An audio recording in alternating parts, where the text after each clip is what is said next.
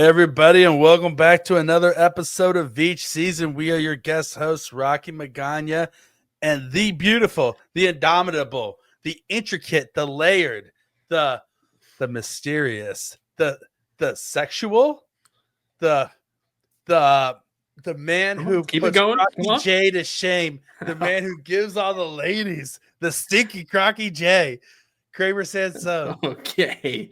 How we doing? How we doing here, Rocky? How you doing, buddy? Not too bad. It is cold here. Yeah, how's your balls? Are they firmly still attached to your body, or so you know what's crazy? On the ground and rolling around? So live in an apartment. I'm not rich enough to have a house yet. Can't wait to that day. But we found out from our door that snow is coming in because this morning there was snow on the towel we have by our door because it came on in last night. That's how cold it's gotten and how bad it's gotten, and I'm freezing right now. Well, first of all, a penthouse is technically an apartment, so very rich people can live in apartments. Okay, but I'm not in no penthouse. So just because, listen, you can live in the penthouse of your mind. It's true. I'm in my domain that I need right now. You're either in a penthouse or a prison. It's your decision. Gosh, don't be the prison or outside at this point in time right now. I'll be fine with that. But it's also, cold here in the kingdom. Don't you have a landlord? Isn't that what landlords are for? Yeah, but that's the thing. We've taped up the exterior now to where we basically made it our own makeshift. Okay. But I know for a fact I'm not the only unit this is happening. This is a big apartment complex, if I can talk. But yeah, go down to Lowe's and get some weather stripping to put on the bottom there to keep. Oh, we got plastic on up it. Oh yeah, we're good. It's like if I want to somebody in there, I got all the plastic in the world needed. Yeah. Oh, so if you want to Dexter somebody, yeah, exactly. So do you have a deep freeze in your? I don't, but it's cold enough right now outside. Cold enough outside. You would just shove them in a snowbank. Yeah. They say natural causes. Yeah, natural causes. He was stabbed 45 times of natural causes. With an ice pick as well, because that's the perfect crime. That's the perfect, yeah. Well, an icicle, right? An icicle, that's what I meant. An icicle. It's gonna melt. There was that old episode of Matlock where they couldn't find out how this guy was murdering people, and he was shooting people with bullets made out of ice. That's insane. Like that's quite impressive. That the fact that you're able to use that enough force for the ice not to break to penetrate somebody.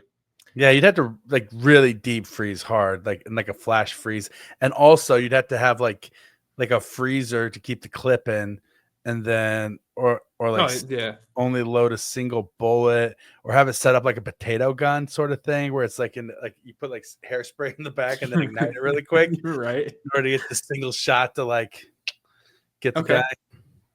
No, I was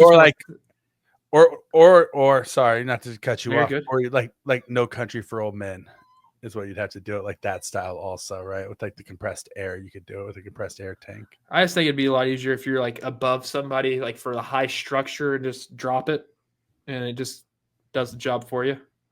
You just want to split the dome. Basically spear them with it. Yeah, straight down. Yeah. Wow, that's one way to get away with it, right? That's what's hot with Krame Dog. That was Krame Dog. How to get away with murder. That'd be wild, actually, if that's what it was for it, though. Yeah. Have you ever tried to think about how you would plan the perfect crime? No, actually, I haven't. I'm a sane human being. Not once in your entire life have you ever sat there and said I'm not gonna do it. No, I've actually haven't. I don't know if that's normal or not, or if I'm the odd one here in the situation, but no, I've never had that type of mind coming out. Neither have I. Right. Have I. Never. Not once have I sat there and watched a movie and been like, oh, that guy clearly made all those stupid mistakes. Oh, no, I've definitely been I've watched enough CSI Miami back in the day growing up, and I know that it's Horatio Cain's going to put on them sunglasses and look cool doing it. Yeah, they're always going to pull out a black light, and they're going to find shit everywhere. No kidding. They're going to pull out a black light, and there's going to be as much blood in there as there was jizz in your high school bedroom when your mom put on the black light over your bed. I wasn't that type of active until college. Okay. Okay, it wasn't until college when you had like your Cypress Hill posters and stuff like that. You're like, hey guys, like check it out. I got a new cool Cypress Hill like black light poster. Let me turn it on. You flip it on, and your bed just looks like a murder scene, and everybody's like, that'd be disgusting. Can you imagine? Can you imagine? Wash your sheets, Kramer. He's like, oh, last semester. Last week. I don't have any quarters, and my mom lives a long way away. Joe is far. Oh boy. Just stewing in your own dried seed for an entire semester. That'd be that's disgusting. That's it's like re-putting back on the sock the day through 2 days after. So I hate wearing socks. I hate them too. Makes my feet sweat. Yeah, I hate that's. Listen, I literally just walk around barefoot all day, every day. I wear flip flops. Otherwise, thank God I live in Florida because it's probably why you moved to Florida. It had a lot to do with it, right? Like I lived in the Philippines because I wanted to be able to wear flip flops every day. And then when I fell in love with a girl from Florida, and she was like, "Hey, you want to move to Florida instead of Kansas City?" I was like, "No." Because I love Kansas City and it's the greatest city in the world. And she's like, it never snows and you can wear flip flops every day. And I was like, wow, Swing. Life is all about compromise. And so that's how I ended up here. But there is a downside. Like I know that you guys have like -7-degree weather and your balls are freezing off and hypothermia and pets are probably turning to icicles outside and everything else. But there is a downside to living in warm weather as well. When you walk around barefoot every day. Today, I was walking through the neighborhood barefoot with my son over to the neighbor's house, and then of course we play this game.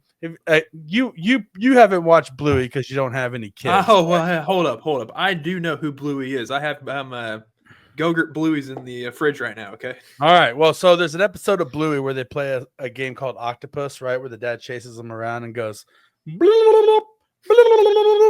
acts like an octopus, right? And tries to catch them and tag them and like wrestle with them.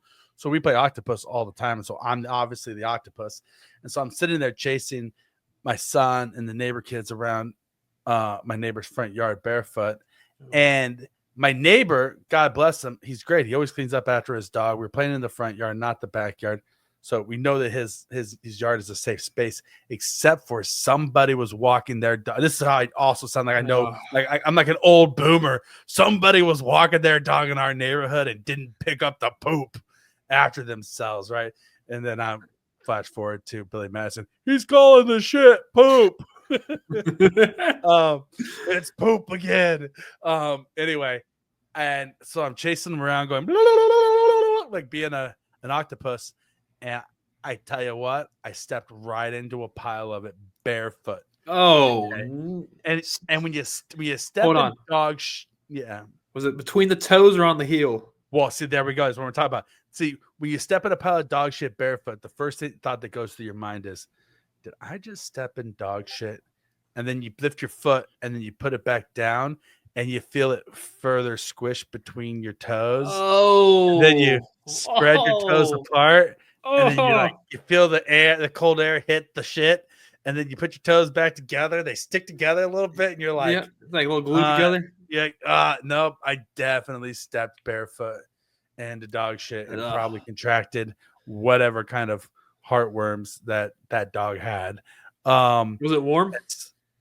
No, it was cold, so it was not warm still. That's at least it was very squishy, which it had to be somewhat fresh because in Florida the sun dries it out pretty quickly. But because it was in the 60s today, it probably stayed fresher longer, and it just chilled the entire time too. Yeah, it really preserved the shit for maximum toe squishiness. That sucks. Toes.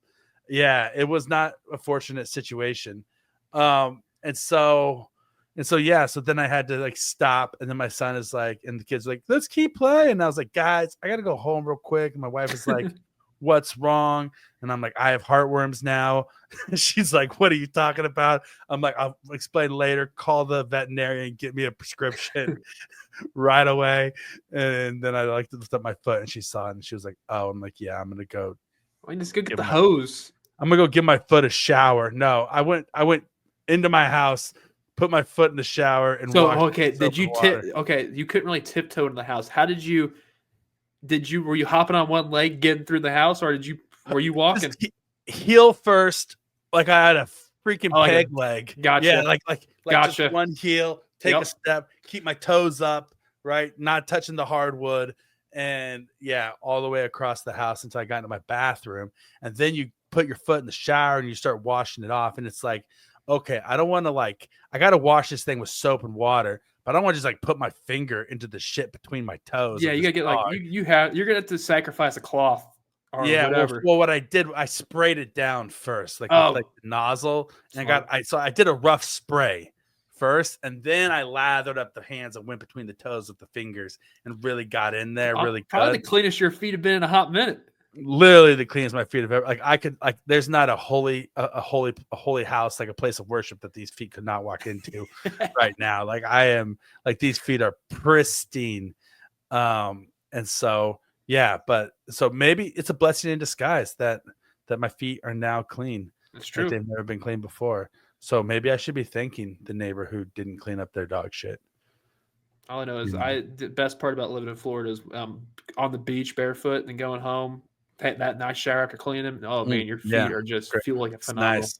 Oh man, yeah, it's just you walk on that beach barefoot for a while. And two things are great about the beach. Things that people who don't live in near a beach don't think about is A, it exfoliates the crap out of your feet, and your feet are baby smooth. Your heels are great. It's a beautiful thing. Two, you don't understand the calf muscles it takes to walk on the beach unless you've been walking on the beach all day. Your calves, if you live near the beach and you walk on the beach every single day, you got the calves of a Greek god. Those calf muscles are looking on point. You're just like that's why people in Florida don't ever wear pants, is because they're like, listen, I earned this shit through grueling cramps of walking across the beach when I first moved here, and now that I got my Florida calves, I'm gonna show these babies off. Man, gotta love it. Gotta love it. Well, we're 12 minutes into the episode and haven't even mentioned the sport of football yet. So it's off season, baby.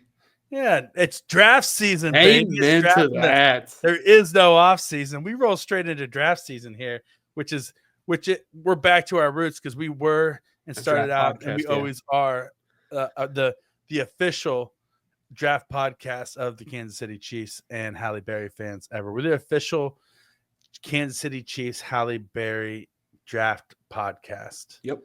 And we always will be, no matter how much bullshit we talk, no matter how famous we become, no matter how many times Brett Veach, calls us up and just says, guys, you guys are the best guest hosts in the world, and thank you so much. Can't wait for that call, Brett. Every single week, but I really just need you guys on my staff to scout guys. And I say no. We say no, Brett, because we're here.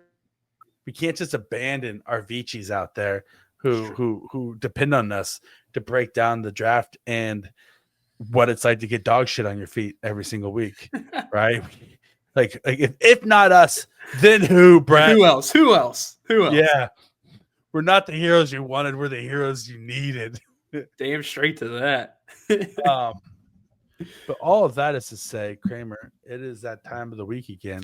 And you know what time it is. It's What's Hot with Krame Dog. So what's hot with Krame Dog this week is the fact that my true love, baseball, we're back. It's tis the season. You see, it was the only thing I want to point out, the fact that spring training is officially here now for baseball. Warmer weather's around the corner. I know it sucks right now here in Kansas City, but you know what? Next week, we're going to start feeling like it's spring. We're going to see some baseball being played at some point. It's all the smiling faces of Salvador Perez. Let's just give some love to the people across the street. I cannot wait, Rocky, to see what the Kansas City Royals can do, for the fact that Mahomes is all invested in this team now that it's off season. He's going to try to figure out what he can do to help this team out. Well, with his new haircut too, right? Exactly. He's looking snazzy. His slick new do, which we knew was coming. He said that after this season he was going to get a new haircut because you can't be a father of three and have the same haircut you had in high school. I mean, you could, but I respect him not. I don't have the same haircut that I had in high school. How long was your hair in high school? It wasn't. My hair in high school was no guard all over, and because it was easy and I could do it myself. Makes sense. So yeah, and so it wasn't. So obviously, I still don't have the no guard all over. I have the no guard on the sides when I cut it, and then I just leave the top and let it do its own thing. Looks good. So, I know I was gonna cut it. I was gonna cut it and like give myself like square bangs in the front. Oh you know, God! then, Don't do that. Don't do. But then I was like, then Kramer would probably be too turned on, because he thinks that I'd look like Mark Davis. Exactly. That's why I don't want you to do that. You're too close to Mark Davis, and I don't want you trying to have. Should I get the Mark Davis cut? Yes, you should. How about this? How about this? The Chiefs win the Super Bowl this upcoming year. I will get the Mark Davis haircut. Okay. What if the Chiefs lose the Super Bowl? Then I'll get the Mark Davis. I mean, there we go. Yeah, I mean, there's a good chance that they will be in the big game per usual. What of us is getting the Mark Davis haircut? What if the Chiefs don't make the Super Bowl? Then it's a wash. Okay, I'll take that bet. If the Chiefs lose the Super Bowl, I'll get the Mark Davis haircut. If the Chiefs win the Super Bowl, you'll get the Mark Davis haircut. Yep. And I'll do a complete, like, I'll find a way to get like liver spots all over my face. Oh, and okay. I'll shave my face. I'll like eat a bunch of food so I get a fucking neck like this, and I look like I've never. I already have his wardrobe, so I'm once set. in my life. Yeah, no, I can get my hands on a war. I mean, I live in Florida. Come on, I can get like 90% of the men over the age of 40 acid wash jeans. Yeah, acid wash jeans and like a windbreaker. And like 90% of the men over the age of 40 in Tampa are from Long Island. So I'm pretty sure I can find a store that sells those items. I'd hope for me. I hope. But going back to the Royals real quick, I saw a thing that said old JJ Picollo got an extension. Yeah, like I think through 2031, 2032. Yeah, and wow. That's huge. That's huge. They finally have moved past everything from the Dayton Moore era. Thank God. Yep, we are now in the Piccolo era. What do you call like a Piccolo fan? Are you like Piccolo's pickles? Like what do you like? What's the nomenclature for? I don't think they even have one. I mean, Piccolo's Cholos. Picolo's Cholos. That's the everybody has the. Oh yeah, no. Let's definitely the one button up top, right? Yep, that's the yes. Yes. Hey, Holmes. Holmes, I think I don't know. Pick, Holmes. I don't know if I could actually do that type of impersonation before I get canceled. So I'm not gonna go there. You could do it. So part of the funny thing today when I was playing down the street, when somehow something came up about like grandparents or something like that, and I was like, well, my kids are part Mexican, right? Because my grandfather is from Mexico. Yeah. And my wife was like, yeah, but you're not Mexican. And I was like, well, because we talked about this with like my DNA results, right? Right. And she's like, you're only 11%. Like, so if they have Mexican in them, where'd it come from? Not you. And I was like, oh, that is so harsh. Like that's the danger of these DNA tests, is that you go through your whole life being told you're one thing, and then your entire personhood and ethnicity is just ripped out from underneath you when you're 43 years old. So what you're saying is I should do this to see if I actually truly am Italian. I mean, I'm Sicilian, but that means what's the difference? You're going to come back Greek. Yeah, that's exactly what's going to happen. That's exactly what's going to happen. And it's going to turn out that you're from Troy and that your grandfather was banging Achilles. Kind of sick, actually. Yeah, it'd be awesome, right? I mean, I'd be okay with it. I'd be okay with that. I don't care. But teach his own of it. It wouldn't be your grandfather. It'd be like your great. Oh yeah, all the way back there. All the way back, to the days where men were men and men went to war and then had sex with each other. That's all the Greek tragedies are. It's like, we're men, let's go to war. And let's bang a lot. I mean, they had to do something while they're out fighting. Listen, I'm not here to judge it. One bit. They didn't have the internet back then. Nope. I mean, what else are you gonna do? Yeah, exactly. You're sitting there on a beach. The Trojan War lasted 10 years. You're just sitting there for 10 years with the same dudes every single day, just having to go off and just fight for survival, eat the same shit, eat this and this you never leave. I wouldn't be cut out for it for 10 years straight. Yeah, I wouldn't be cut out for it at all. Like, what else are you going to do besides just like start banging each other? Yeah, not doing that. I know that for a fact from on this. Yeah, no. Well, but I'm saying, like, skip some rocks, push a hoop with a stick. I don't know. You think you can put a hoop with a stick on the sand? You're on a beach. You're gonna be catching crabs in multiple ways. Half the population didn't know how to read or swim, so that's terrifying. Actually, yeah. What are you gonna do then? And then you're wearing your armor pretty much all the time because you don't want to get ambushed, so you can't swim. You're jacked 24/7. Oh yeah, you're super jacked, and you're like all in like it's like the Olympics, dude. Like yeah, that's basically what it is. The Olympic Village is nothing but like one gigantic orgy, because when these people spend their entire lives working out like 12 hours a day, eating like 20,000 calories a day, like doing nothing but working out, lifting weights, pumping iron, like preparing, getting themselves into top physical shape. And then they get to the Olympics and they're like, okay, well, just wait a week and then you get to compete. Or you competed and now you're done and there's nothing else for you to do for 4 years. And your body has so much pent up energy because you're not working out 12 hours a day that you're like, I literally have to do something with all this energy. So I'm going to go bang the entire Swedish hockey team. And that's what happens. And that's why I saw a statistic. It was something crazy. Like the Olympic Village goes through something like 20,000 condoms. Oh yeah. Like every Olympics. Yeah. You know? And so I imagine that in these wars, in these Greek tragedies, like Troy. The crazy thing is they weren't using condoms back then. They didn't know what that was. No, they were just raw dogging it, you know, just slipping her the raw crocky J, you know, left and right. You're right. You're right. They were raw crocking it. They're raw crocking it back in the day. That's one way to put it. Plus with all that sand too, you know, it's going to be all. Yeah.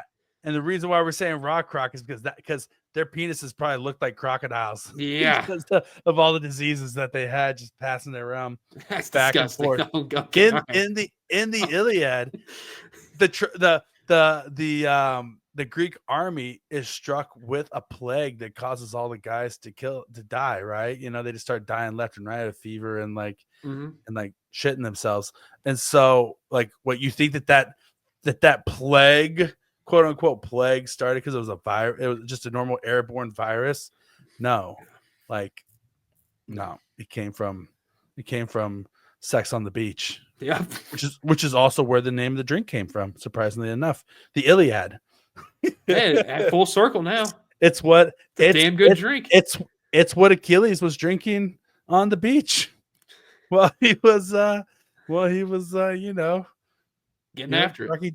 Yeah, giving them the raw croc. Even the raw croc. It's like a snapper. Yeah. Right. Watch out, she's a snapper.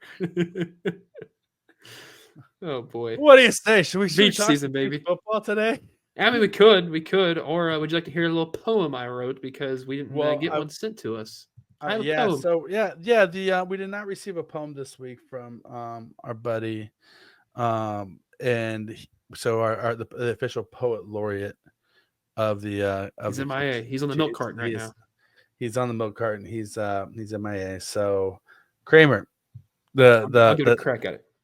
The task falls to you to do your best, Mr. Larry Quinn impersonation, and provide us with the really the culture and the art of the podcast. This is what makes us highbrow. There you go. All right, take it away. All right, this is regarding the Kansas City Chiefs season. I'd like to preface that. I will begin. Red and gold, now dim with doubt. A season lost, the fire burned out. Drops and flags, the struggles grew. A dynasty cracked, yet still we knew. The echoes fade from Arrowhead, dreams of glory left unsaid.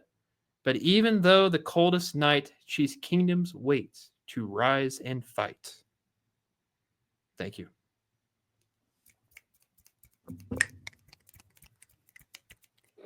That reminds me of the movie Independence Day, where he's like, "We will not go quietly into the night.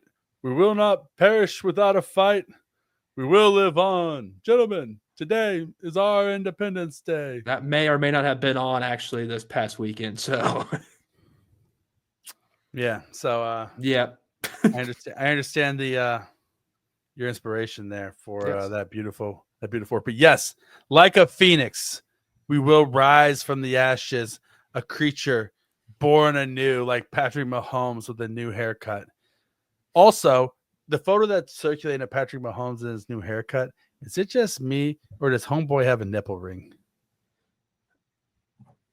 Have you seen this? I hold up. Okay. Let me find this on Twitter. If he did, good for him. You know how painful that would be? Well, I guarantee you he probably takes it out before the game. Like I can't see him.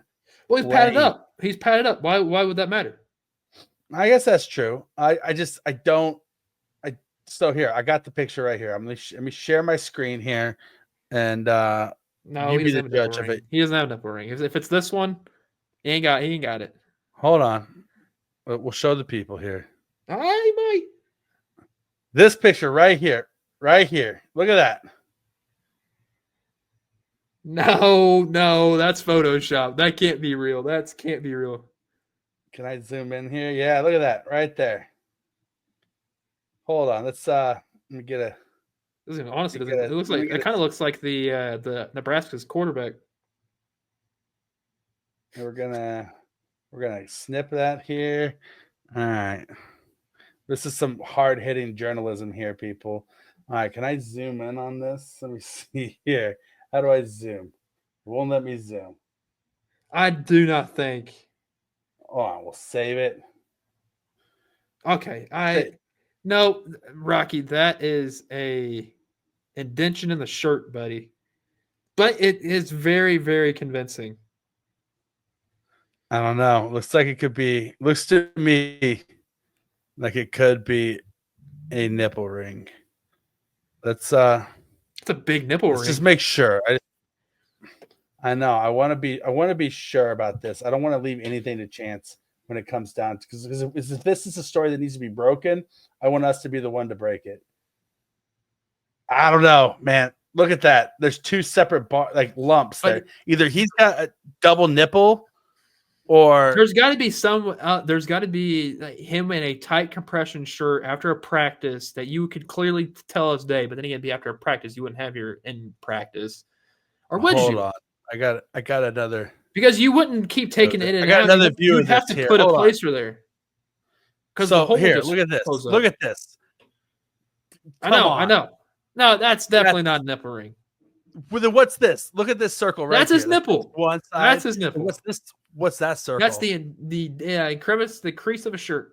And then what's this circle right here? I feel like we're looking at pictures of Mars and trying to outline like human structure, like human built structures on Mars, like pyramids. Because you just can't, unless you recently just got it. Yeah, maybe he got it. Like it's like, you know, he's recovering from like the disappointment of the Super Bowl, and he said, "You know what? F it. Well, when I get home, I'm getting a haircut and a nipple ring." But why's it gotta be the only? But why? You never been that way before? No. What do you want to do? Like, oh, I'm getting a haircut and a Prince Albert, and I got a chain that goes from the nipple to the tip. No, to the nose. Yeah. But you wouldn't just get one. Grabs him by the chain and drags him around. Why would you just get one though? You wouldn't get. You'd get multiple. Why would you only pierce one ear? Why would you only pierce one side of your nose? Maybe think asymmetrical is cool. I mean, I don't have anything pierced to my body, so I wouldn't know. See, my skin's pierced because of tattoo ink, but that's different. Judge not, lest ye be judged. Kramer Sansone. Amen to that.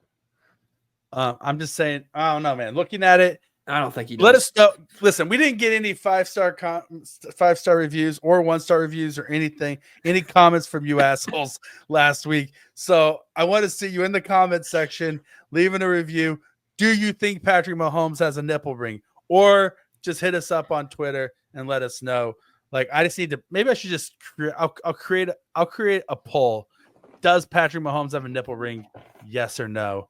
And you guys can just vote on it. But then also leave a 5-star review and let us know your rationale and give us the argument for it, pro or con.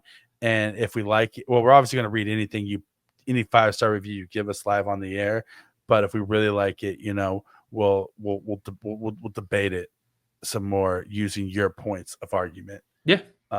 So, man, I don't know though. It looks to me a lot like Homeboy's got a nipple ring, which I'm cool with. Like whatever's your style, dude. Oh, yeah, I don't think he does, Rocky. I just don't see it. Also, was he at a wedding? Like he's wearing a corsage there. He's got to be at a wedding, right? Yeah. Wearing a polo shirt to a wedding. That's a bold move. I've also got another what's not. You know what? I'll send my other What's Hot Krame dog next week. I just got a brand spanking new one. Or just riff right now. All right, go for it. What's up with Krame dog? Yeah, Krame dog, you're hot all the time. If you got something, baby, spit it. Don't save it. And we're talking about Mahomes, the Mahomes father. He's fighting John Rocker at Barstool. You seen that? You see? What? Yeah. So apparently, John Rocker, former Braves pitcher. Yeah, we know this. He and Pat Senior were showing like social media pushing and shoving, and so the Stool Presidente, what's his nuts? Why can't I think of his name right now? Dave Portnoy, got them booked for Rough and Rowdy. Wow. Oh, yeah. And then you see that it was staged. Now they're saying it's staged. What? Pro Football Talk and New York Post. Because if you remember, Pat Mahomes Sr. is on probation, right? For his DUI. True. Yeah, true. So faced with potential probation revocation, Pat Mahomes Sr. was forced to admit that Bourbon Street brouhaha with John Rocker was a publicity stunt to promote their upcoming boxing match. So they are going to box. They are going to box, but they weren't actually fighting each other in the street. I wish that didn't come out because that's a story. Like, I'm a wrestling guy. That's like, I was trying to pump it up, man. That's annoying now. Yeah, 100%. Curtin got pulled back, but hey, they still got beef. So I'm not gonna. They still hate each other. Yeah, I mean John Rocker is huge. Yeah, he's huge now. It still says, day 1 of training complete. Pat Mahomes Sr. will wish he never fucked with me after April 18th. Yeah. And Mahomes Jr.'s team trying to cancel this fight. Stay out of my fucking way. All right, John Rocker. Mr. John Rocker, who was what? Is he the one that he got busted for steroids a couple of times, right? Yeah, dude. Yeah. Can you not Shocking. tell? The guy's a nutbag. That dude is a unit, is what he is. Yeah, the guy. He looks like a cheater. Looks like a guy who cheated at baseball. Oh, he definitely. Yeah. Oh yeah. Yeah. He came coked out and jacked up. Yeah, he did. He walking out of the bullpen looking like he was the Hulk. Let's go, baby. Rubbing his nose. You want me to throw a fastball? I got a fastball for you. Hey, he had a damn good one too. Damn good one. He did. Damn good one. Him and better than Ricky Batalico. That's for sure. Well, Ricky Batalico was the big free agent signing for the Kansas City Royals one year, and he came in and shit the bed. Shit the bed. Oh, Ricky. Come on, Ricky. Come on, Ricky. Why didn't you do more cocaine and steroids? Yeah, no kidding. You could have been John Rocker. I remember what was it right before the possible strike when that was happening. Was that, I think John Rocker was pro striking at that time, and the Braves fans threw batteries at him when he came out on the field. I think I remember. That sounds about right. I think that happened.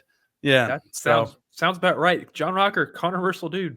Yeah, very like he's like the Jose Canseco of pitchers. Yeah, that's one way to put it, actually. And Jose Canseco was the Jose Canseco of pitchers because he pitched a couple of times. That is true. Yeah. And so, anyway, should we talk some football today? Let's talk some football. Veach season, baby. Veach season, baby. He's in the weeds right now. He's combing through the grass. He's trying to find that diamond in the rough as we speak. Who, me? Or no, Veach? Brett. Oh, Veach. Oh, Brett is deep into tape. Brett's like watching like they said the HBCU combines. I'm sure he's out there. He has guys out there. He's coming through the one-on-one video of that. I'm sure he's watching some D2 guys. He's probably up in Canada, watching some guys play. He's looking at the free agents. He's looking at practice squads. He's looking at trade candidates. I mean, Brett is turning over every single stone, trying to find that needle in the haystack. And it's like, well, Brett, you're not going to find a needle that's supposed to be in the haystack by turning over stones. That doesn't work. You got to look in haystacks, not under stones. But who am I to judge? Yep, I'm not Brett Veach. He is. But anyway, Lance Zierlein came out with his draft grades of players. Not of the teams, but the grades that he gives the players ahead of the combine for NFL.com. And so I just thought, you know what? Let's just let's go through his grades position by position, and then we'll see if we agree or disagree and how we might rank them. We won't go through all of them. We'll just go through like top 5-ish or something like that, right? All right. So let's start out here. Share my screen. Please do. Look at it. If you guys aren't watching this on YouTube, you guys are missing out. This is we are looking at nipple rings today. We're bringing up draft big boards, all sorts of stuff. So if you're not watching this on YouTube, get on YouTube and watch it. If you're watching it on audio or listening to it on audio, we still love you and we still appreciate you. All right. So first off the bat, he's got we're going with quarterbacks first. Obviously, it doesn't ever matter for the quarterbacks because we have Patrick Mahomes, and we're never going to draft one until we draft his son, and we pull LeBron James and Bronny James. And Patrick Mahomes is the starter who teaches his son how to play football like Alex Smith taught him. It's going to be a beautiful situation someday. But in the meantime, we can look at the other prospects for other teams and see who the Raiders or any other loser franchise might want to pick up. And so Lance Zierlein has Cam Ward going as his number one quarterback with a 6.39 grade. I guess we should probably talk about what these grades actually mean. He has a breakdown of them. I think at the bottom of this of his grades that he has on the profiles of the guys. So we'll open up Cam Ward's really quick here, and so we can just kind of see what the grades mean. All right, so 8.0 is a perfect prospect. 7.0 to a 7.1 is a Pro Bowler. 6.5 to a 6.6 is a boomer bust. 7.3 to 7.5 is perennial all pro. 6.7 to 6.9 is year one starter. 6.4 to 6.49 will become a good starter within 2 years. 6.3 to 6.39 eventually be a plus starter. 6.2 to 6.29 eventually be an average starter, right? Okay. And so anything after that, you're just backups, right? So 8 is the highest you can get. If you're you want to be a 6.2 basically in order to possibly even be considered becoming a starter. Gotcha. Yep. And if you're a 6.7 or 6.9, you step in and you're a starter right away. Okay. If you're a 6.4 or 6.49, then before the end of your rookie contract, you'll be a starter, right? And so in his mind. Okay. So now that we have that, now that we understand that, let's get this brought back up here, and we'll see. So where we land at. So he's got Cam Ward as a 6.39. So first off, he doesn't have anybody in this draft that he thinks will be a starter within 2 years. Say it's not a good draft class for quarterbacks. Yeah. So it sucks for people right now that need a quarterback. Yeah. So Cam Ward is number one. Shadur Sanders is at 6.39. Shadur Sanders is number 2 at 6.3. Jackson Dart is number 3 at 6.19. Quinn Ewers is tied with 6.19. This is basically how I see the quarterbacks. Looks like he hasn't finished grading out all the quarterbacks yet, but I can't see any of the guys that he hasn't graded out yet, like Brady Cook or Will Howard being any higher than Jalen Milroe, who's 6. No. So, I think Cam Ward. I'd probably have Cam Ward a little bit higher than a 6.39, but I get it. I don't know. I think that he might actually have this proper for Cam Ward. It's like he's an athlete. Can that transition to the NFL game though? Yeah, it's true. You know, I'm a big Jackson Dart fan, so I think Jackson Dart's going to be a good player. He's got a cannon. Yeah, he does. And so, all right. So enough quarterback talk. Let's move on to the running backs. Ooh, I like this room. I like the running back room. Yeah, me too. So he's got Ashton Jeanty number 1 overall, which isn't overly surprising. He also has him with a 7.15 grade, which I believe it. That's what perennial. It's a Pro Bowler. Yeah, he thinks he's going to be, and I see it. Just with the production alone, I don't know if I'd have Ashton Jeanty as my running back 1 though, and so I think this is a really really good running back class. I think we're talking about Pro Bowl running backs. I think that every single year, just from a talent perspective, it just depends. Like, there's so much that goes into whether or not a guy's going to be a Pro Bowl running back. It's like, does he have a good line? Does he have a good scheme? Is he going to get the touches? You know what I mean? Like, there's so many athletes out there that on any given year could be a Pro Bowl running back, right? And then you have guys that aren't the athlete that they should be to be a Pro Bowl running back, like Frank Gore, who are just good running backs who just grind it out there for 45 years or however long Frank Gore played. Basically. And so, but yeah, so Ashton Jeanty's number 1 with the 7.5 grade. Trayvon Henderson, 6.38 is number 2. Dylan Sampson, 6.36. Amarian Hampton, 6.33. Keyshawn Judkins, 6.33 as well. And Bashaw Tootin is a 6.26. Bashaw Tootin being a 6.26 and being above Caleb Johnson, Damian Martinez, and some other guys like Devin Neal. I'm shocked of how high the kid from Tennessee is as Sampson on his list. I'm actually kind of shocked by that. You don't like Sampson? No, I don't know. He's just not for me.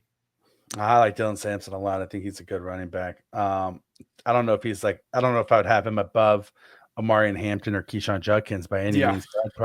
I'd probably switch Sampson and Keyshawn Judkins on this list, or I'd switch Keyshawn Judkins and Trayvon Henderson, and then switch. I put Hampton at 3, and then I'd put Sampson at I put Sampson at 5, Hampton at 3, Judkins at 2, and Henderson at 4. Yeah, I agree with you on that.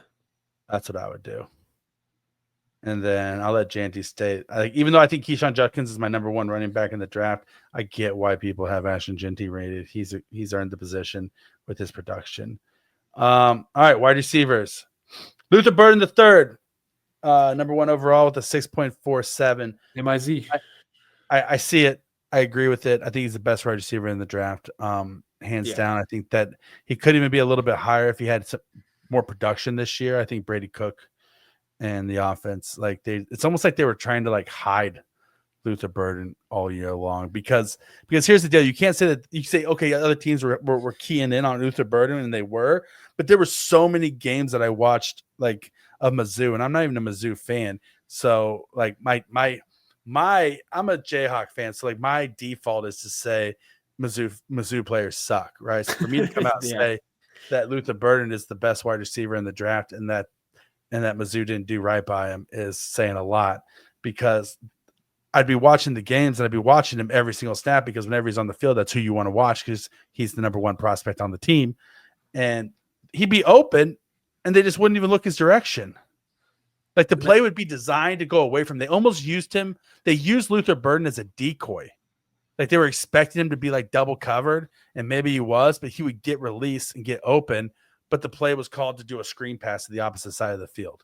Maybe that's what they wanted. Maybe it's what Drinkwitz wanted to do, not use his actual playmaker. It was, but it's Drinkwitz needs to lay off the Drinkwitz. Then he's hitting the bottle a little too hard, because he did not utilize Luther Burden at all this year, and it was criminal. Luther Burden should sue him for defamation and for sinking his draft stock a little bit. Matthew Golden, they have as the number 2 wide receiver, which I'm surprised that. I love Matthew Golden, but I'm surprised he's number 2 on this list. I have Isaiah Bond over Matthew Golden. I have Golden over Bond, but I have Tatoria McMillan over Golden. Oh yeah, no, McMillan's probably my number 1 or 2. Yeah, I think it's like 1A and 1B between the two of them. And then I honest to God, I think Emeka Egbuka is the most pro ready wide receiver in this draft class. He's been pro ready for 3 years. Like, he just keeps on going back to college, but he would have degree. He would have been a first round draft pick last year if he would have come out. And so I think that I really like Isaiah Bond a lot, though. Like, you're gonna probably hear me say that a lot. You'll probably get disgusted about me saying it, but man, I've fallen in love with this dude. Listen, I am done questioning small Texas wide receivers after Xavier Worthy. Like, I have rules, like as a scout and as an analyst, I have rules that I live by for wide receivers that I would draft, and one of them is that you have to at least you have to play Power 5 football, especially in the NIL era where you can just pick up and go wherever you want, whenever you want, and go to the highest bidder. I feel like if you didn't play in a Power 5 conference as a wide receiver in today's football, then there's a reason for it, right? And so I for wide receiver, this isn't all positions, but wide receiver, I only Power 5 guys, and I only like guys that are 6 feet or taller. Like, those are my two criterias right there. I also want you to be over 185 pounds. And so Isaiah Bond doesn't hit that criteria. No, he doesn't. But there are exceptions to every rule. Xavier Worthy did not hit that criteria. There are like it's the 80-20 rule. You make the rule because 80% of all players fall into that rule. And there's always 20% outliers, but you don't want to draft a guy usually trying to hit on the 20, right? Because you're going to be wrong 80% of the time on those guys. Right. That being said, I could see Isaiah Bond being part of that 20%. And the thing that's really scary to me is that, honest to God, I can see Tez Johnson from Oregon being that guy, and he is way outside of that. He's like 5'9", 155. Like, he is smaller. He's way smaller than Xavier Worthy. He's like smaller than Tank Dell, right? Kind of thing. And he's an electric playmaker.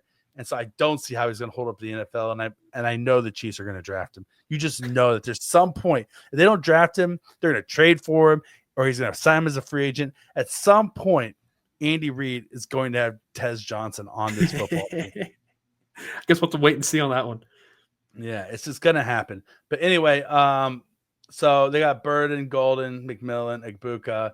Trey Harris is number 5. Like, the only question mark for me about Trey Harris is his health, right? He led the NCAA in receiving yards until he got injured, but he's had minor to moderate knee injuries in back-to-back years. And I don't think he's going to lose a step. It's just he just has to stay on the football field. But that being said, he always takes a lot of hits too, because they throw so many dang screens and stuff like that to him that they bring him across the middle that they leave him out to dry a bit also. Sounds like what the Texans did to Tank Dell majority of his career. 100% is. And then the one guy that we talk about, our buddy, our guy, our boss, Steven Serta, he has a rule for wide receivers as well, and his is never draft a wide receiver from TCU. That's a good rule, actually. It's a really good rule, but I think Jack Besh might be the person that wants me to break the rule, and I feel I'm conflicted about it, because yes, he only played at TCU for 1 year, and it was his only year where he did anything, but he came from LSU, which is basically wide receiver U, right? And so like he learned the craft at LSU and then got the starting chance at TCU and tore it up. And then he's also like to be honest, he's also a guy you want to root for to succeed, because his brother Tiger Besh was the one who essentially inspired him to play football, was a wide receiver at Princeton, and was basically like his older brother who looked out for him and like taught him the game and was his reason for playing. And his brother was in downtown New Orleans celebrating New Year's Eve this year, and he was one of the victims of the terror attack of the jackass moron that saw fit to try to strike terror in the hearts of Americans by taking innocent people's lives. And Jack Besh's brother lost his life that night, and he was his best friend and like his personal hero kind of thing, right? And so with that, I want to root for that guy to succeed. Yeah. Right. No, I agree. Right. So it's like it's that whole like that meme where you're like, I don't believe in TCU wide receivers, but then the hot girl walks past and I'm turning my neck, and like Jack Besh is the hot girl, right? And so I don't know. I don't want to come at him and say he's the next Lad McConkey, and then Lad was damn good this past year, though. I still don't believe in Lad McConkey. Dude, he was he had a great season. I think I actually need to go back to the archives. We had a bet on something. We did, going but, over. But you got to define a great season. Well, I mean, for his standards, for his rookie season, it's still pretty damn good. I think it was 750 yards, which he hit. I think that was our bet. Does anybody? Veach's out there. You got to tell us what the bet was, because I honestly don't remember, and I'm not going to own up to it. But I know that 1,149 yards and 7 touchdowns is hitting the over on whatever our bet was of what I thought Lad McConkey was going to do in his rookie year. So you definitely won that bet. I don't know what the wager was, but you won the bet. I'll figure it out. All right, moving on. Tight end. Are we doing the entire? Are we also doing defense as well? Or are we just doing the entire offense? All right. So he's got Tyler Warren, number 1.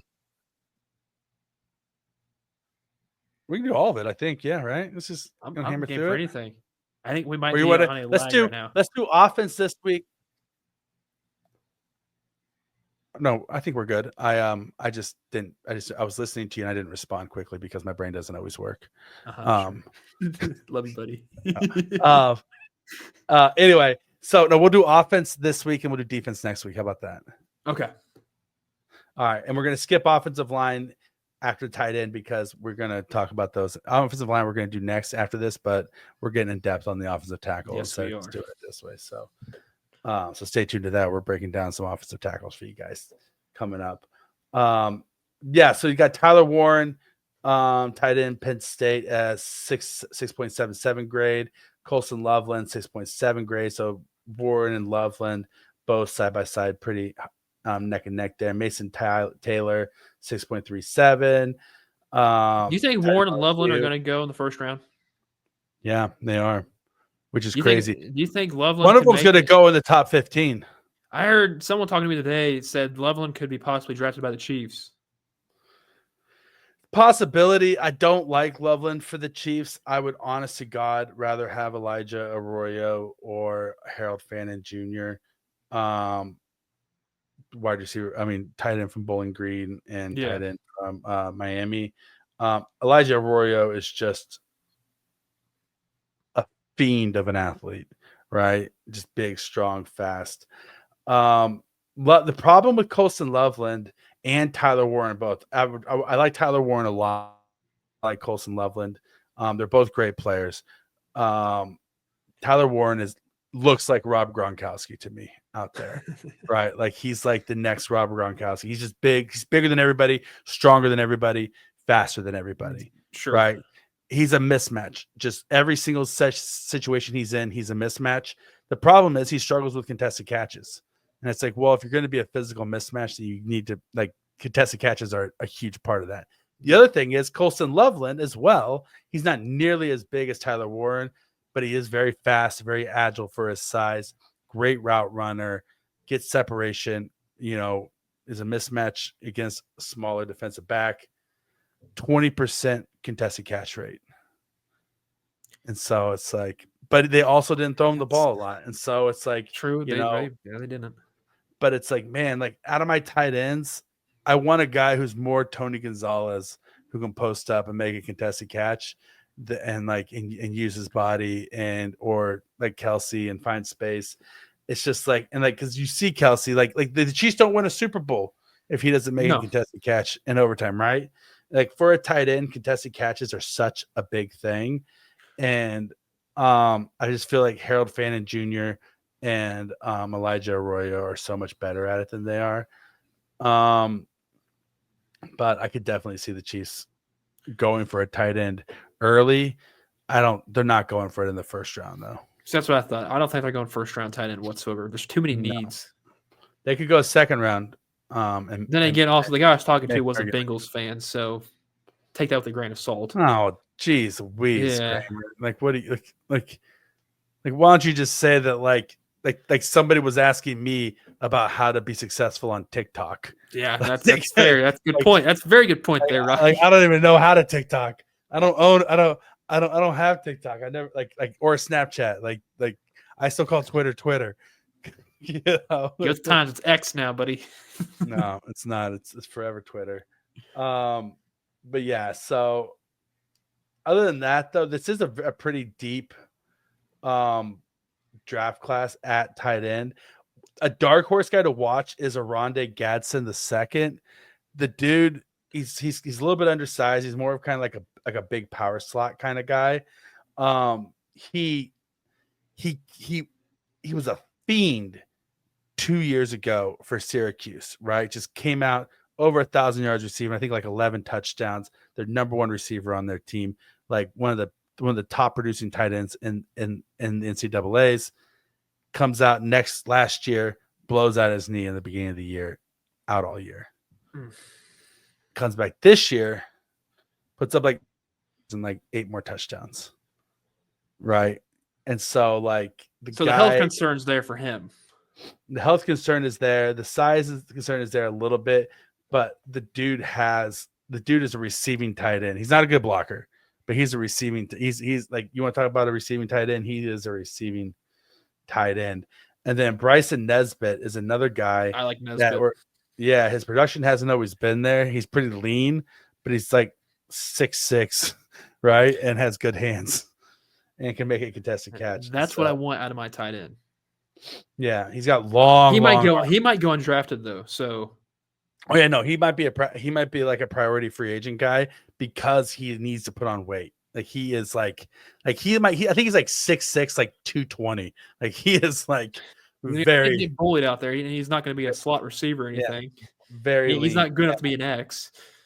Yeah, so he needs to put on some weight, but he definitely has the length and the height in order to make some cool catches. Maybe like a future Jody Fortson if he can put on some weight. Only bigger than Jody. Yeah. Tell me the next Justin Jefferson's right there. Yeah, next Justin Jefferson right there. Bryson Nesbitt. No. This is besides the fact. This is an extra little tidbit of so 2 years ago, and not last year, but the year before last, Moose Muhammad, the third, like Musa Muhammad's son, played at Texas A&M, and it was like his freshman year or sophomore year, first time he got any playing time, had like 700 yards receiving and like 6 touchdowns, right? So everybody's like, oh man, he's gonna be the next in line for his dad, right? Yeah. Then comes out last year, has an argument with the coach, gets like benched, only has like 200 yards receiving all year, says he's coming back for his senior year so they can prove himself and like improve his draft stock. Then it's like 175 yards receiving this year. Like, what the heck happened? He fell off the face of the earth. Would you even? That's a guy that would you kick the tires?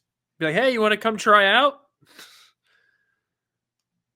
Yeah, I mean, the pedigree's there, and like I tell you what, watching the tape of him as a sophomore, he looked good. He looked like a future NFL player, and then in the games that he played in last year, like he wasn't ever even on the field, but the games he played in last year, he produced.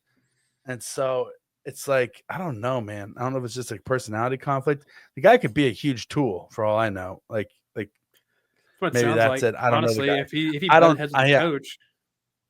Yeah, I don't know the guy. I can't speak to who he is as a person or anything like that. But it was just so weird to me to see such a drastic drop off, especially from a guy who has, an NFL pedigree father like Moose Muhammad, because Moose Muhammad was amazing. Oh yeah, heck, try him out. Try him out. He's not getting drafted with those numbers, so it's like you just got to draft off talent, and you're not going to draft that because you really haven't seen him play. Yeah. All right. All right, a couple things left to do before we get out of here today. But what we're going to do now is we're going to do a deep dive on the offensive tackles. All right, Kramer, buddy. Yep. You want to kick us off? Who's your number one tackle? My number one tackle that I hope the fact that if they can go up there and get him, it's clearly Kelvin Banks Jr. But if they can't go up there to get him and they are to trade to get up somewhere in that 20 range, if they can get Mimbo from Mizzou, that guy, he kept Brady Cook upright the entire time. That's why it's like you mentioned, Luther Burden wasn't really involved in the action. But he had plenty of time to do whatever he needed to because that guy was an absolute unit at left tackle. We talk about the exception to the rule because I've talked before about how I don't want to draft a right tackle and try to start him at left tackle, right? Because it's a different skill set. Like, this is the guy that makes me want to believe in the 20%. He's an absolute stud. He has a wrestling background, which I absolutely am. Like all my big men, if I was Brett Veach, every big man I drafted would have to have a wrestling background, and it teaches you so much about leverage, balance, how to get low in your stance, pad level, everything. And he has it. Kansas City boy, Lee Summit. So big plus there. Local school. I mean, I think, honest to God, Kelvin Banks Jr. is my tackle one as well. I think that he's like the full package at left tackle. He's the golden snitch. He's the golden snitch that the Chiefs are not going to get to touch. But if Armand Mimbu had played left tackle instead of right tackle, I'd have him over Kelvin Banks Jr. From a purely like just watching the tape. Like, I love Kelvin Banks Jr.'s tape. This is not a knock on Kelvin Banks Jr. at all. I just like Armand Mimbu that well. And this is me saying this as a Jayhawks fan about another Missouri Tiger, right? And there's just so much to like about Mimbu's game. You watch the tape and he doesn't have a bad rep.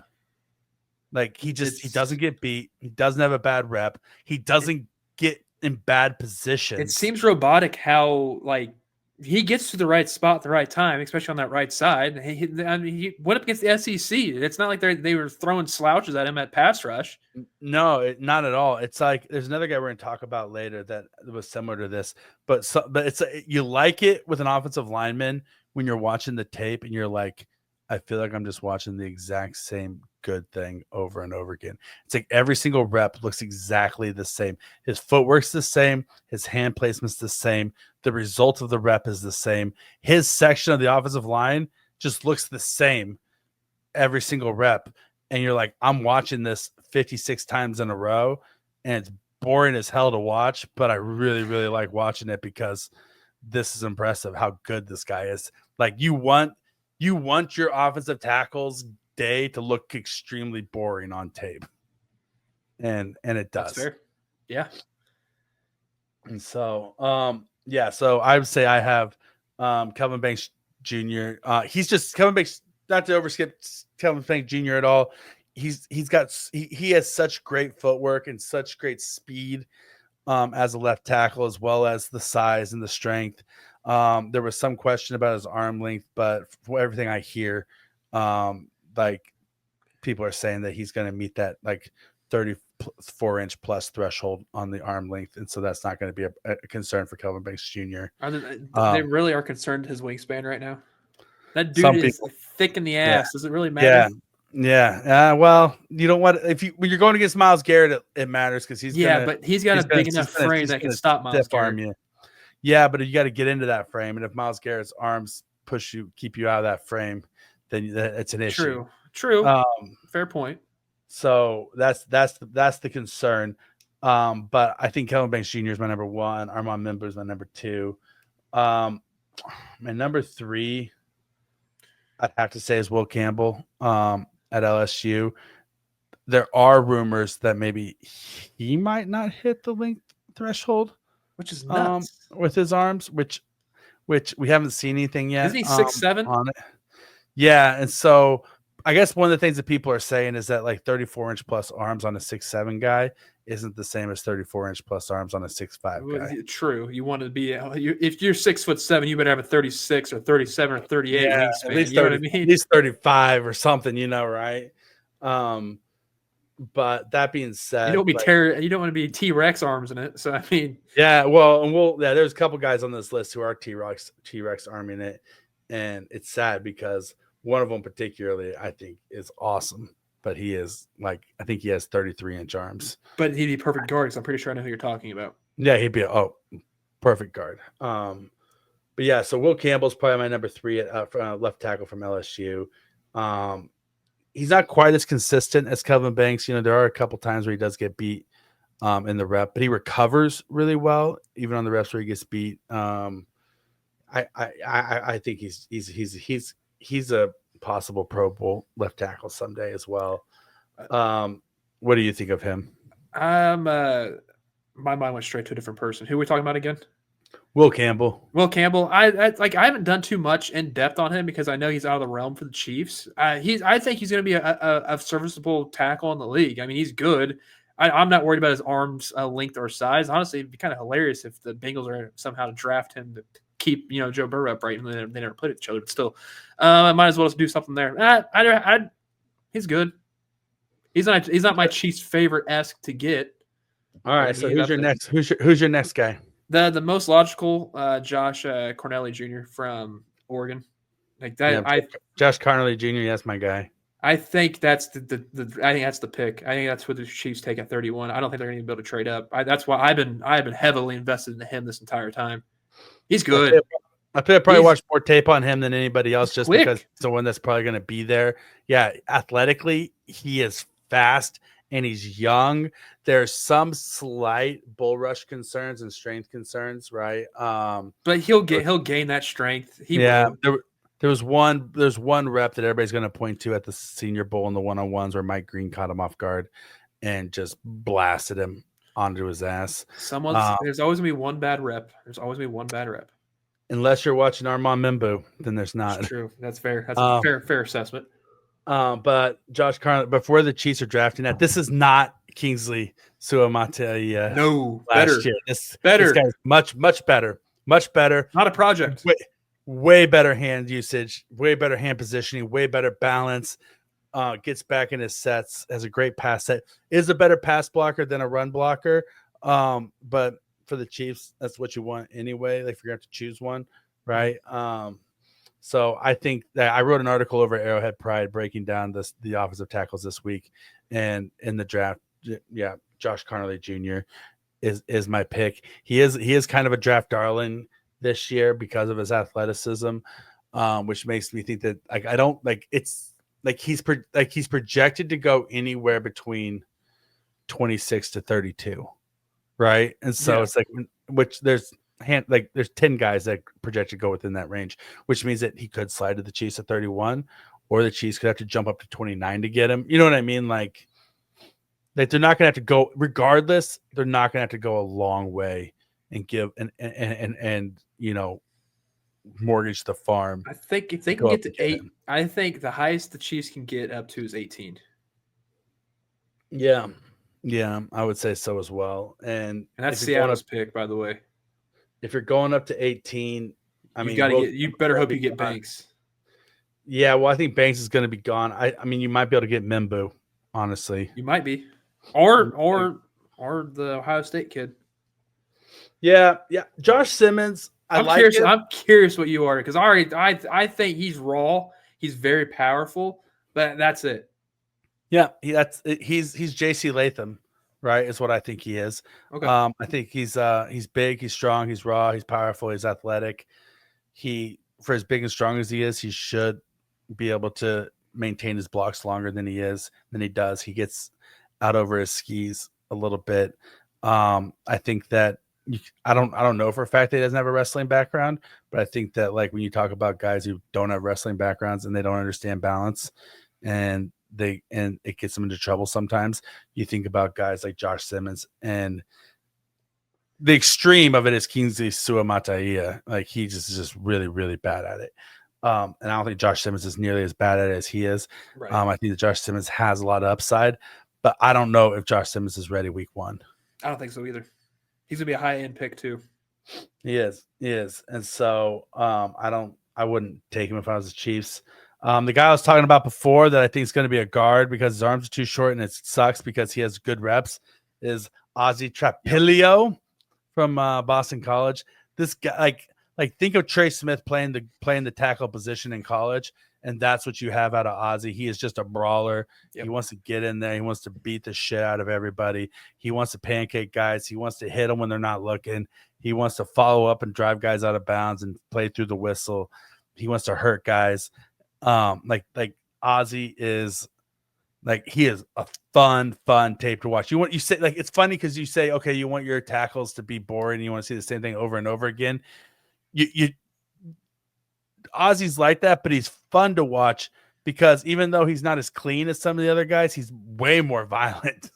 He's way more violent than any other guy in this draft with his blocks and his strength. I think he might be I wouldn't be surprised if he's the strongest offensive lineman in this draft, the way that he just moves guys. Best part about it is, I mean, I know he's listed at tackle right now, but he's going to probably play mostly guard his career. And the thing is, he could play the right side. He could play the left side. This dude can play the entire line. I mean, I'm not saying he needs to take any snaps under center or anything, but I mean, a 6'7" guard, that's impressive. I like this. I like this a lot. Yeah. The problem is the 6'7" guard with 33-inch arms. Yeah. And so the guard is the perfect spot for him. But so he's not gonna be able to play tackle. And man, with Trey Smith possibly walking this free agency, bad spot for him. The issue is that the Chiefs kept four developmental offensive linemen last year, and then they have a top 100 pick who's going to be their swing tackle, right? You know what I mean? And it's like if you don't already have a right guard on the roster, then Brett Veach, what are you doing, right? Yep. Like one of these developmental tackles has to be able to be a starting guard, be able to start at right guard. Like the easiest position on the offensive line. There are no easy positions, but the easiest on the offensive line, the easiest to find is a right guard, right? You know, you're not working next to the left tackle. You're not snapping. You're not on the bookends. Yeah, right guard is like it's just the right. Don't fielder. Get beat. Yeah, it's the right fielder of football, right? And so, I'd say more left. I'd say more left field. More left field, you think? Yeah. I don't know. Right field, you need to have a power bat and a power arm to get the guy out at home, and also to third base. Your weakest arm is usually in left field. Yeah, but your left fielder usually has a little bit more range. Not the baseball I've been watching. Yeah, I remember a time and place where Matt Stairs was playing left field. Exactly. Yeah, DH and hitting, pimping home runs. Yeah. But I tell you what, Matt Stairs had a cannon for an arm. He had an effing cannon. I remember sitting out there in left field GA when that was still a thing and seeing him pick up that ball off the warning track and like one hop it to the home plate from the warning track, like on a rope. Like he had a cannon. Old Matt Stairs. Matt Stairs looks like he climbed off a John Deere tractor and just walked onto the football field and picked up a bat and just started playing baseball. Yep. Love you, Matt. Pinch hit home runs too. Man, that guy just came off the bench and just kept mashing. Oh man, God, yeah. Matt Stairs was a real American hero. That's who he was. Had the mustache too. Goes down like Fu Manchu. He had that Fu Manchu mustache. Yep. Yeah, he looked like he'd been playing beer league softball. Like just had a gut and just he stood up there too. He looked like he was just standing there, like, all right, let's we gonna pitch this thing or something. We gotta throw the ball or what? Like come on, bitch, just throw the ball. Like, what are you doing? Yeah. All right. Anyway, so Ozzy Trapilio is kind of like the Matt Stairs of amen to that of offensive linemen, and that's why we love him. And you could probably get Ozzy in the 4th or 5th round, so that you could probably get some good value out of him. It depends on if somebody thinks he can play tackle and they try to test him at tackle, right? Like you might end up getting like you saw that a couple years ago when there's a bunch of short arm tackles in the draft that now all play guard in the league. Like teams drafted them and then tried to higher than they should have been, and then tried to play him at tackle. Like what's his face, the kid from Topeka who got drafted by the Bears. They tried to start him at tackle, and now he's playing guard. I can't think of his name. I should remember his name because he played high school football with my buddy's son. And I'm drawing a blank. Great guard though. Great college player too. What's his name? Cody. Nope. Cody Whitehair. Nope. No. No. He's in Vegas. My bad. Bears.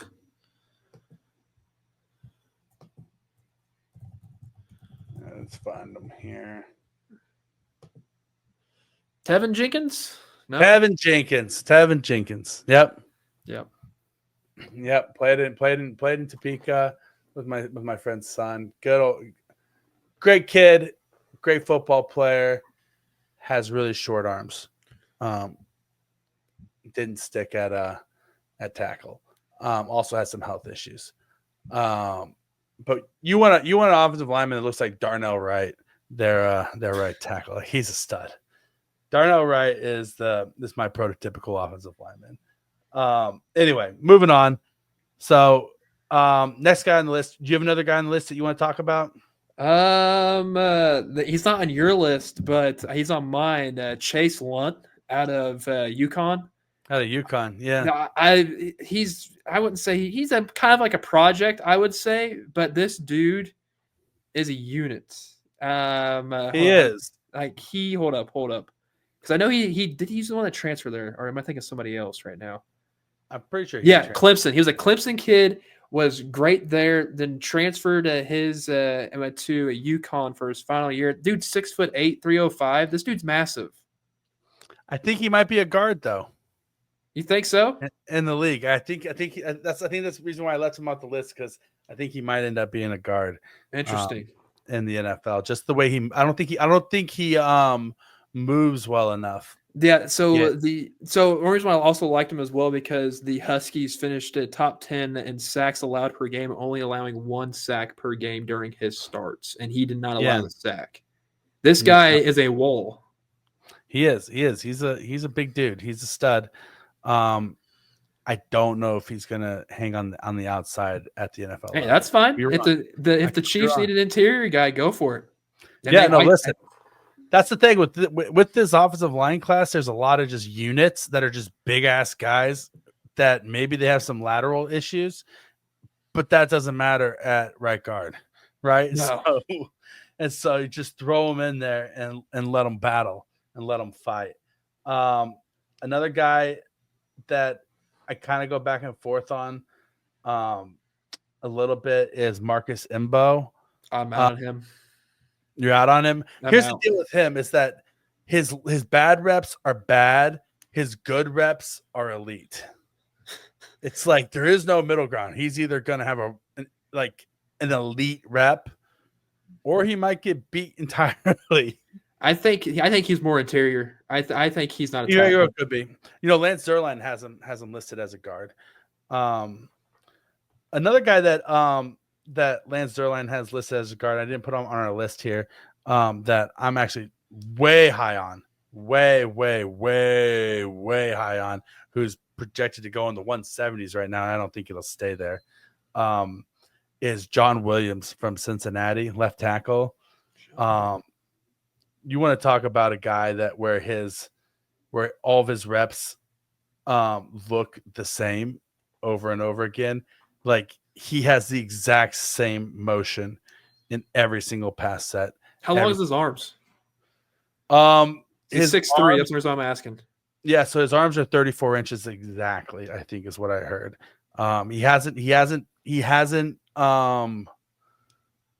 He was at the Senior Bowl, not the Senior Bowl. He was at the Shrine, the East West Shrine Bowl. And so they would have taken his measurements there. I don't know if I have them. They look long on tape. They look long enough. One of the ways that I try to judge what a guy's arms is going to look are going to measure out as is when you look at a picture of him, And there's always this picture here. I'll share my screen really quick. Excuse me. Entire screen. So here, you look at these pictures here of a guy, right? And there's always this picture of a guy, and you're like, okay, here's his waist, here's his forearm, and then his wrist is off screen a little bit. If his wrist is off screen past his waist, then he has kind of long arms. Okay, all right, that's one rule of thumb to put that there. And so, and then you also look for this picture where he's reaching out, and you're like, okay, I can see there's his waist, there's his forearm, right? And so there's his arms stretching out. You're like, he'll okay. be all right. He'll be all those right. Those arms look okay to me. Like to the naked eye. He looks like a menace. Looks like he could be Wolverine. Yeah, he is a menace. And you watch him play, he plays like a menace. He really impressed at the Shrine Bowl when he was down there. He didn't get beat once. You would go and watch the one-on-ones from the Shrine Bowl on YouTube. He doesn't get beat at all. He pancakes a guy at one point. Like he looks good. You watch the tape on him. I think there's if you go online, there's a guy do a borrow roll that does it's production TV tape. It's not all 22, but he has a lot of games on there that you can watch if you don't have access to all 22 tape. And I think it's Cincinnati versus Pittsburgh on there, and he just completely dominates every single rep in that game. I don't like, maybe because he is only 6'3" is the reason why he's so far down some draft boards, but he's 324. He's 324 and might be, aside from Josh Carnerly Jr., the most athletic offensive lineman in the draft. There's not a time he's not going to get beat around the edge. His feet are so fast. And there's videos out there of him working on technique and footwork before every single game. He has like an entire routine he goes through of practicing his footwork. He stays on balance.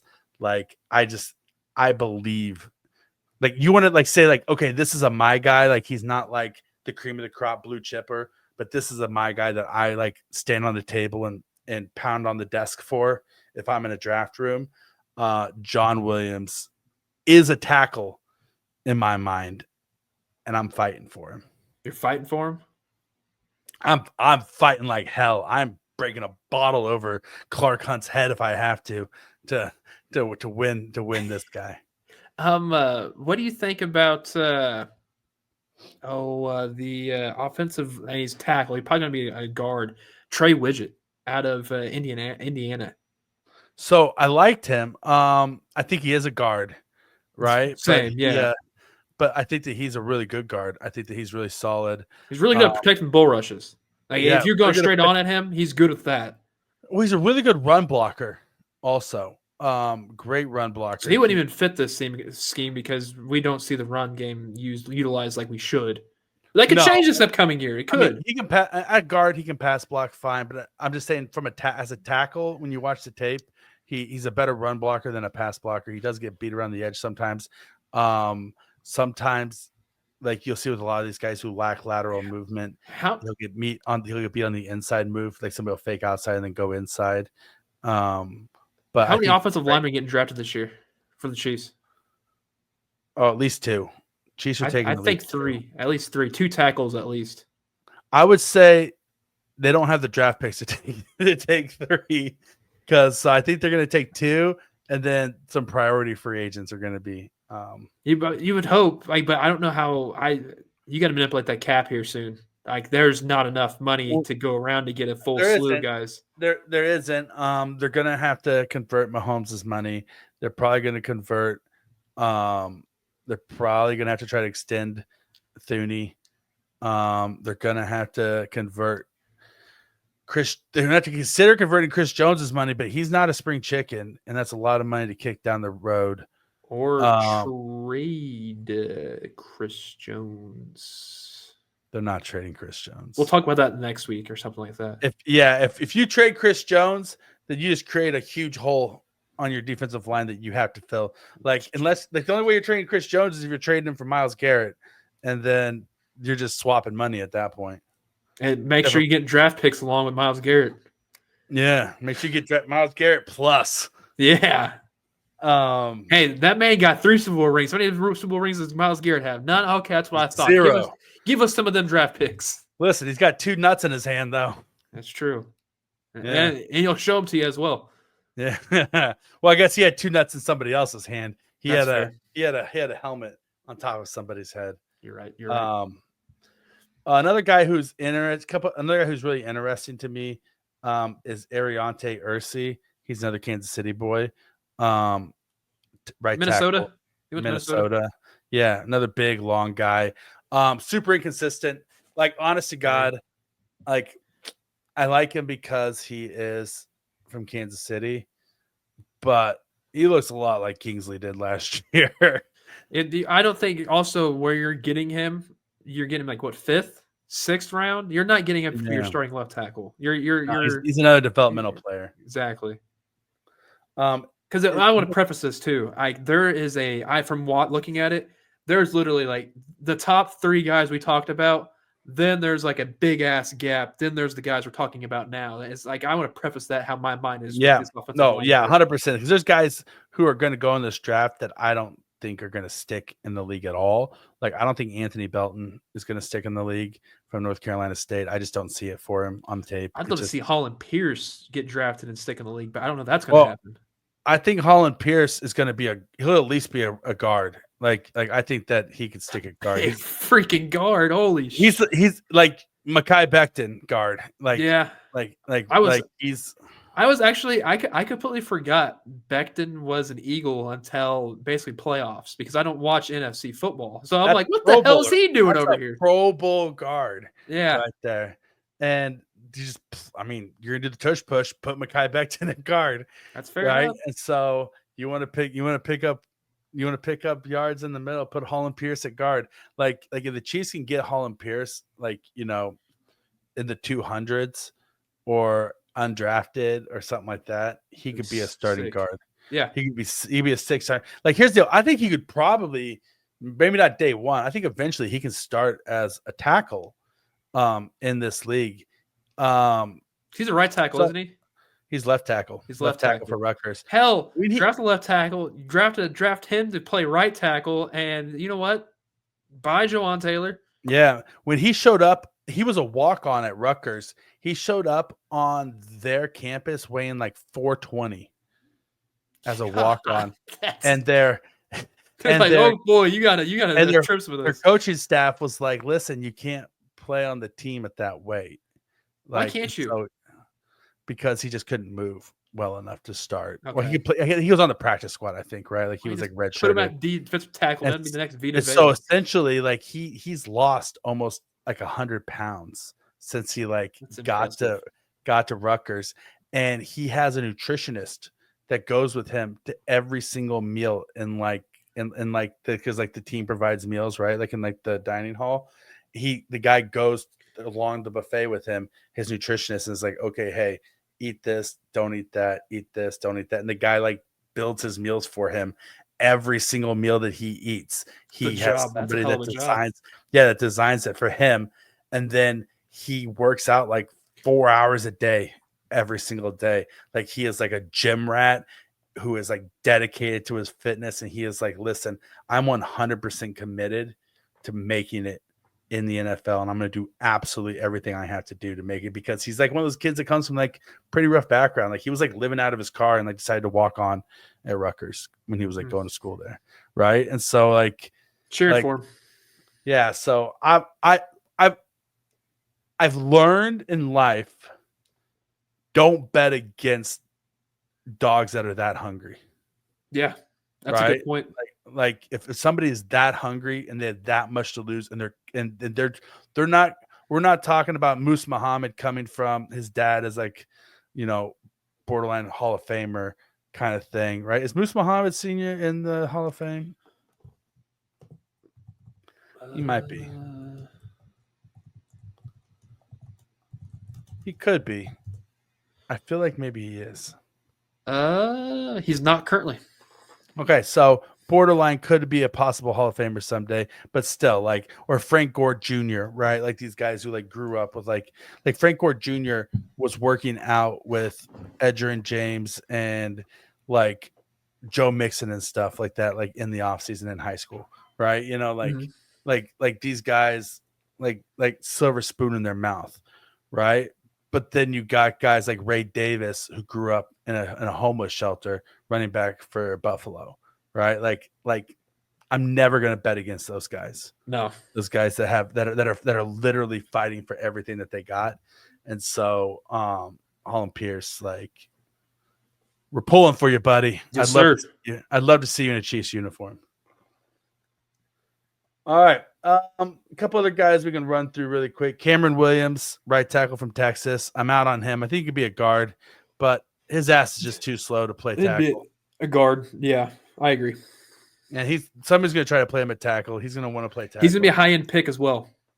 Yeah, he's going to go in the first 2 rounds, and you're not going to draft a guard at that time. He's like, watch Jack Sawyer blow past his ass to knock him out of the college football playoff, and you tell me that that's not going to be TJ Watt and Max Crosby and Trey Hendrickson on every single rep in the NFL.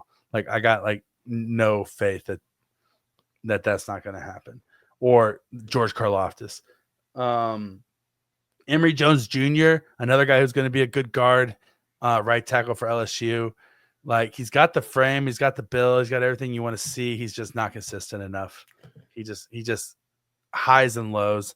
Like, brawler's mentality, lots of penalties, lots of bad hand placement, lots of aggression, lots of over aggression. A lot to like there. Looks really good getting off the bus. You see that guy walking off the bus and you're like, oh yeah, I want to take that guy to a fist fight. Yeah. And then you watch him play and you're like, that guy's just trying to get in a fist fight. You know what I mean? And so Logan Brown, tackle from Kansas. I think he's going to end up being a guard as well. I like Jalen Travis.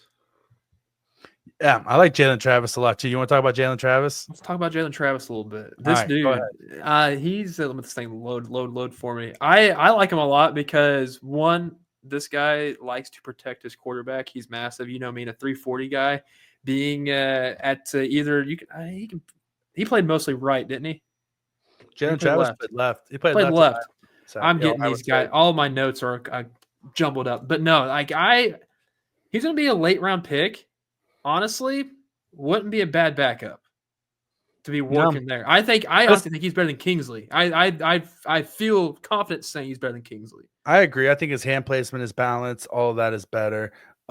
His one-on-one reps at the like, I didn't even watch any of his tape until after I was watching the one-on-one reps at the Senior Bowl, and I saw him just like dominate like 3 reps, and I was like, wait a minute, who the hell's like, what the hell is this? Like, who's this guy? Like, let me see him real quick. And he's quick. He's got good feet. I mean, yeah, quick, good feet, good hand placement. He looked clean. I like his tape a lot. I think that he's a guy that could definitely develop into a starter in the league eventually. Johnny Cornelius. Did you watch him at all? The right tackle for Oregon. What did you think of a Johnny Cornelius? It's I don't know. He's a guard. Like, he's nothing spectacular. He'd be a good run block guy, but I don't think. Yeah, he's one of those guys where it's like he's a lineman. Yeah, he's serviceable. He's Mike Callaway's younger brother. Yeah, I don't know exactly. When I watch him, I'm like, there's nothing terrible about him, but there's also nothing that sets him apart. Like, if he's there in the late rounds, have at it. Go for it. Like, you need a lineman, take him. He could probably be serviceable in certain situations. You don't want him starting the Super Bowl, though. No. And honest to God, where we're at right now, if a guy's not good enough to start in the Super Bowl, he's not good enough to be on the Chiefs, in my opinion. Fair enough. Because we got a haircut in the line, buddy. We got a haircut on the line. I don't want to look like I'm enjoying this man bun look I got going on here. I don't want to have to look like Nepo baby Mark Davis. Jesus. All right, let's get out of here. We've been in here for a long time. Before we go, though, all right, we're going to do a thing where at the end of every episode, we're going to add 10 guys to our big board. for this year. And then they're not necessarily the top 1 through 10. We're going to rank all the guys 1 through 10 as we do this, but obviously as we get guys and we reorganize them and everything like that, some things might get shifted around. So, but we'll try to do it in order, kind of as much as we can. Kramer, you wanna add the first guy to our big board and tell me who your very top prospect in this draft is? My very top prospect I fell in love with once Teddy Buchanan. I put him on the board. This guy, a linebacker. Prospect number 1? Dude, hey, I don't care, man. Somewhere on this list, I just fell absolutely in love with this guy. But he's not number 1 on your big board. No, not number 1 on the big board, but if he's there, okay. Man, number 1 on the big board clearly is I put Teddy Buchanan out there somewhere, but it's Cornelly Jr. Am I pronouncing his name right? Cornelly, the tackle out of Oregon. Josh Connolly Jr. You want him on the big board? All right. Yeah, that's number 1. That's my number 1. But you got to put Teddy Buchanan up there somewhere because that guy, I just want to talk about him. That dude gets to the damn ball. Like, this guy is jacked up 24/7, and he's a headhunter. Like, not like a physical headhunter, but he is going to get to the ball after a snap. Great play recognition. Something that you want out of the middle linebacker, especially if Nick Bolton's not going to be here. Oh my goodness, Teddy Buchanan! I fell in love with this guy. He's got a great head of hair. Teddy Buchanan, linebacker out of California. If you haven't seen him, he's got great dark, flowing locks of hair. He flies, man. And so he is like the dark-haired Carson Steele of hair. He'll listen. Teddy Buchanan. Yeah, I'm saying when Teddy Buchanan's coming at you, you feel like you got Crocky Jade. Amen to that. Amen to that. All right, so you've added. I just thought when we board, I just thought like 10 guys we liked. He's number 1 on my list. Yeah, sure, that's fine. Yeah, we don't have to have it be the best guys. We just eventually we're gonna rank all these guys from 1 to whatever. But we're just adding guys to our big board. So we both agree on Josh Connolly Jr. as well. We got to put him on there. I'm putting Travis Hunter on the big board. He's my number 1 prospect in the draft. Oh yeah, no, I was going more realistic of what the Chiefs are needs. Oh yeah, no, we're gonna separate this out at some point to be like Chiefs specific. Okay, big board. All right. Well. And Travis Hunter would be on the Chiefs specific big board, even though they're never going to draft him. Like Cam Ward would not be on a Chiefs specific big board. Travis Hunter would probably be number 1 on a Chiefs specific bed board, even though he's not an offensive lineman, because he's that great of a talent. And you always use a wide receiver or a cornerback, especially the Chiefs could use a cornerback. All right. So we have Teddy Buchanan, Josh Connolly, Travis Hunter. Give me another name, Kramer. Mason Graham, defensive tackle, Michigan.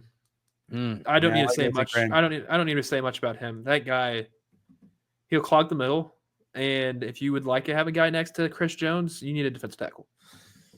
All right. I like Mason Graham, Michigan. He's a nice guy.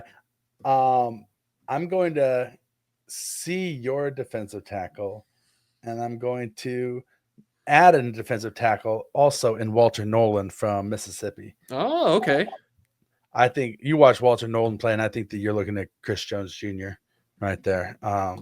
Simple as that. He is an explosive pass rusher. He is in on every single play. He probably plays the run better than Chris Jones did when he was in college. Huge on Walter Nolan. All right, 5 guys down, 5 to go. Give me another guy, Kramer. Emeka Ibuka. Oh, listen, he is Andy Reid's dream come true, isn't he? Yeah, as a wide receiver. He was a menace at Ohio State. He was. Couldn't win the big game against Michigan, but you know what? Not many people say they can. Yeah, he won the big game though, so that's all that matters. He didn't beat Michigan. That's all that matters. All right. I'm gonna say the next one that I'm gonna pull out here is I'm gonna go with. We got to have an edge rusher on here. I'm gonna go with Abdul Carter. He's another guy that's never gonna sniff the Chiefs, but he's the best edge rusher in this draft. He's just so electric. He's that top end talent that is just cream of the crop, blue chip prospect. Mm-hmm. Probably going to get you 10 sacks a year until he retires. Throw cornerback Will Johnson on there from Michigan. Will Johnson. Oh, corner. I thought you said quarter for a second. I was like, no, corner. Yeah. Will Johnson is. Problem is he's a cover 2 guy, right? Yeah, you think that he can? Doesn't he can matter. Play man? Yeah, he can play man. All right. So you think? Spags got changed up. They lost this year. What they could throw out different formations. It wasn't the defense's fault. Come on now. They still had to give up points. Don't start with me. Just saying. Stop trying to troll me, bro. Don't not you, man. Not you, man. Not you. Hey, I'm just talking about how I watched the game. That secondary got exposed a couple of times. All right. I'm gonna go with we got to put a running back on here, right? I'm gonna put my boy Judkins on here. Yeah, Judkins. There we go. I big fan of Judkins. Yeah, I'm not. What did you gonna put Genty on there? Yeah, I thought you were gonna put Genty on there. Like, let's be a little more realistic on this running back room thing. Heck, let's go another running back on there. Put Marion Hampton. All right, or Marion Hampton for sure. We can do that. Or Devin Neal, or you can put both on there. We can put both on there. Heck, let's just go for 4 hours and build out an entire big board. Dude, I could, man. You know me. Yeah, me too. My wife would literally murder me. I've already got a text message saying, "Where you at?" Yeah, me too. And so, all right, Devin Neal, last one we're putting on here. Kansas boy. I got to put my Kansas guy on there. Got to give him props. Like, listen, if the Chiefs draft Devin Neal, I will literally buy a Devin Neal jersey and wear it on every single podcast. We might need to tell Serta to make this a 2-part podcast. No, because we got more shit to talk about next week. You're right. I mean, if he wants to break it up and release it 2 days this week, no. I'm saying we release these both on the same day, but there's part 1 and part 2. One of us is just us rambling, and the other one is the actual talk. Yeah, one of us is me talking about stepping in dog shit for 30 minutes. Basically, talking about football. Yeah, okay. It's just the crude excerpts of there's like 2 different versions. This is the director's cut that has all the dog shit talk and everything in it, and the Crocky J poison dick. Exactly. See, you understand. On the beach, and then the other one is like the one that the production company actually puts out. That's just nothing but football talk. Yeah. No. Okay. Give me the 4-hour director's cut every damn time. Full Metal Veach, baby. Yeah, Full Metal Veach, bitches. All right, but that's what we got. Okay, so on our big board so far, we got Teddy Buchanan, linebacker, California, Josh Carnley Jr., offensive tackle, Oregon, Travis Hunter, Colorado player, Mason Graham, defensive tackle, Michigan, Walter Norland, defensive tackle, Ole Miss, Emeka Egbuka, wide receiver, Ohio State, Abdul Carter, Penn State, edge rusher, Will Johnson, cornerback, Michigan, Keyshawn Judkins, running back, Ohio State, Marion Hampton, running back, North Carolina, Devin Neal, running back, Kansas. We'll sort these all out and get a ranking and get it sent out on where we're at so far. Any parting words for the people before we get out of here, Krame? We did it. Another week, another banger. We are the DJ Khaled of the draft season. We the best. We the best podcast. All right. Well, we love you guys. Be good to each other. Thank you for the privilege of your time. If you made it this far, leave a 5-star review and tell us how much you love us. We'll talk to you guys next week. Bye.